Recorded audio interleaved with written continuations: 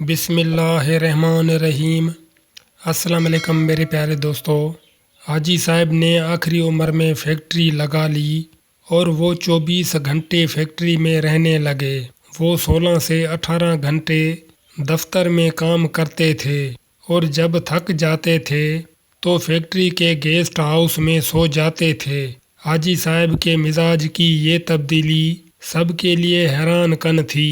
وہ 30 برس تک دنیا داری، کاروبار اور روپے پیسے سے الگ تھلگ رہتے تھے۔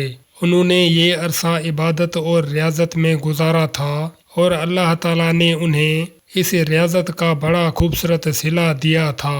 وہ اندر سے روشن ہو گئے تھے۔ وہ صبح 8 بجے اپنی بیٹھک کھولتے تھے اور رات گئے تک ان کے گرد لوگوں کا مجمع رہتا تھا۔ لوگ اپنی اپنی حاجات لے کر ان کے پاس آتے تھے۔ وہ ان کے لیے دعا کا ہاتھ بلند کر دیتے تھے اور اللہ تعالیٰ سائل کے مسائل حل فرما دیتا تھا۔ اللہ تعالیٰ نے ان کی دعاؤں کو قبولیت سے سرفراز کر رکھا تھا۔ لیکن پھر اچانک حاجی صاحب کی زندگی نے پلٹا کھایا۔ وہ ایک دن اپنی گدے سے اٹھے، بیٹھک بند کی، اپنے بیٹوں سے سرمایہ لیا اور گارمنٹ کی ایک درمیانے درجے کی فیکٹری لگا لی۔ انہوں نے اس فیکٹری میں 500 خواتین رکھی۔ خود اپنے ہاتھوں سے یورپی خواتین کے لیے کپڑوں کے نئے ڈیزائن بنائے۔ یہ ڈیزائن یورپ بھیجوائے۔ باہر سے آرڈر آئے اور حاجی صاحب نے مال بنوانا شروع کر دیا۔ یوں ان کی فیکٹری چل نکلی اور حاجی صاحب دونوں ہاتھوں سے ڈالر سمیٹنے لگے۔ دنیا میں اس وقت گارمنٹ کی کم و بیش 2-3 کروڑ فیکٹریاں ہوں گی اور ان فیکٹریوں کے اتنے ہی مالکان ہوں گے، لیکن ان 2-3 کروڑ مالکان میں حاجی صاحب جیسا کوئی دوسرا کردار نہیں ہوگا۔ پوری دنیا میں لوگ بڑھاپے تک کاروبار کرتے ہیں اور بعد ازاں روپے پیسے اور اکاؤنٹ سے طائب ہو کر اللہ اللہ شروع کر دیتے ہیں، لیکن حاجی صاحب ان سے بالکل الٹ ہیں۔ انہوں نے 35 سال کی عمر میں کاروبار چھوڑا، اللہ سے لو لگائی، لیکن جب وہ اللہ کے قریب ہو گئے تو انہوں نے اچانک اپنی آباد خانقاہ چھوڑی اور مکروہات کے گڑھے میں چھلانگ لگا دی۔ وہ دنیا کے واحد میں ہیں جو فیکٹری سے درگاہ تک گئے تھے اور پھر درگاہ سے واپس فیکٹری پر آ گئے۔ حاجی صاحب کی کہانی ایک کتے سے شروع ہوئی تھی اور کتے پر ہی ختم ہوئی تھی۔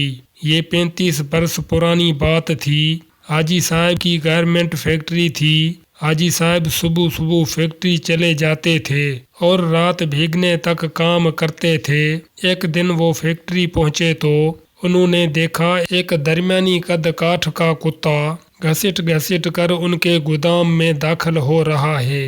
حاجی صاحب نے غور کیا تو پتہ چلا کتا شدید زخمی ہے۔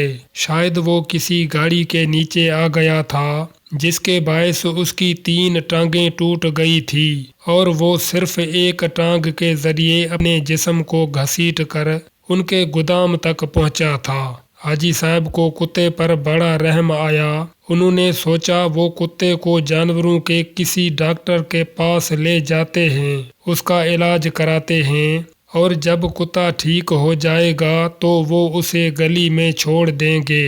حاجی صاحب نے ڈاکٹر سے رابطے کے لیے فون اٹھایا، لیکن نمبر ملانے سے قبل ان کے دل میں ایک انوکھا خیال آیا اور حاجی صاحب نے فون واپس رکھ دیا۔ حاجی صاحب نے سوچا کتا شدید زخمی ہے، اس کی 3 ٹانگیں ٹوٹ چکی ہیں، اس کا جبڑا زخمی ہے اور پیٹ پر بھی چوٹ کا نشان ہے، چنانچہ کتا اب روزی روٹی کا بندوبست نہیں کر سکتا۔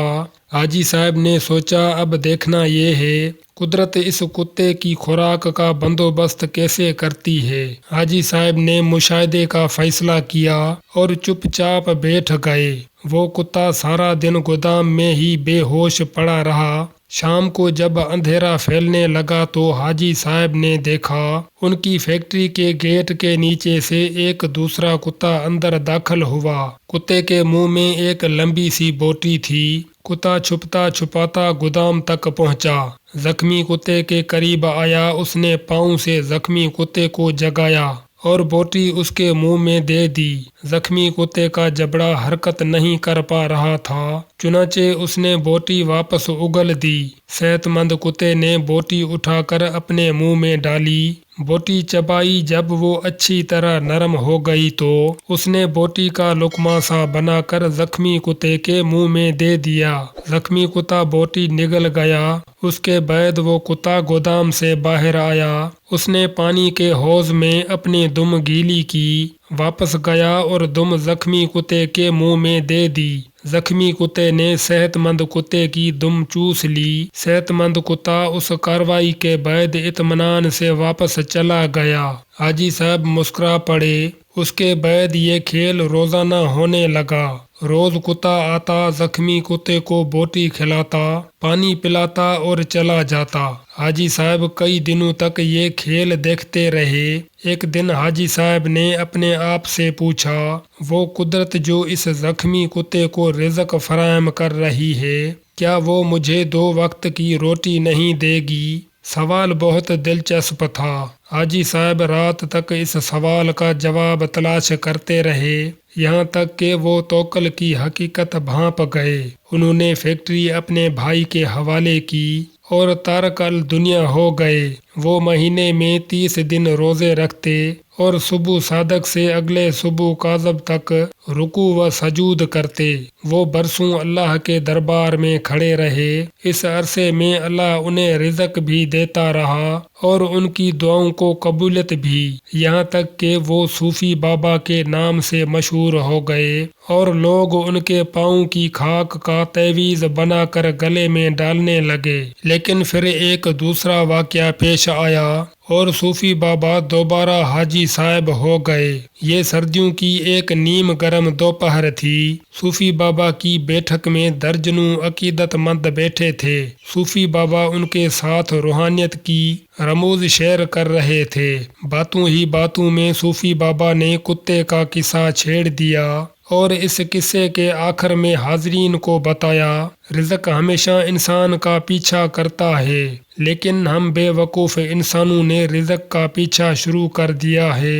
اگر انسان کی توکل زندہ ہو تو رزق انسان تک ضرور پہنچتا ہے، بالکل اس کتے کی طرح جو زخمی ہوا تو دوسرا کتا اس کے حصے کا رزق لے کر اس کے پاس آ گیا۔ میں نے اس زخمی کتے سے توکل سیکھی، میں نے دنیا داری ترک کی اور اللہ کی راہ میں نکلا آیا۔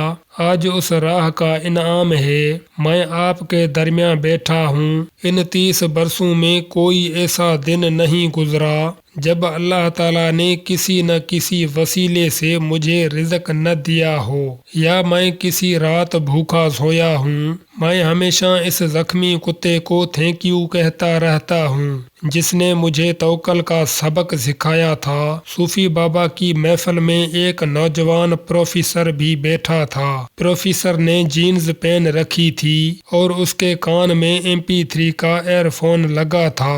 نوجوان پروفیسر نے ایئر فون اتارا اور کہا لگا کر بولا، صوفی بابا، ان دنوں کتوں میں افضل زخمی کتا نہیں تھا، بلکہ وہ کتا تھا جو رزق شام کو زخمی کتے کو بوٹی چبا کر کھلاتا تھا اور اپنی گیلی دم سے اس کی پیاس بجھاتا تھا۔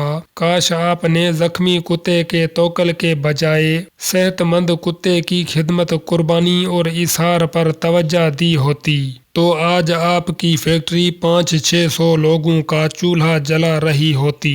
صوفی بابا کو پسینہ آ گیا۔ نوجوان پروفیسر بولا، صوفی بابا، اوپر والا ہاتھ نیچے والے ہاتھ سے افضل ہوتا ہے۔ وہ صحت مند کتا اوپر والا ہاتھ تھا، جبکہ زخمی کتا نیچے والا۔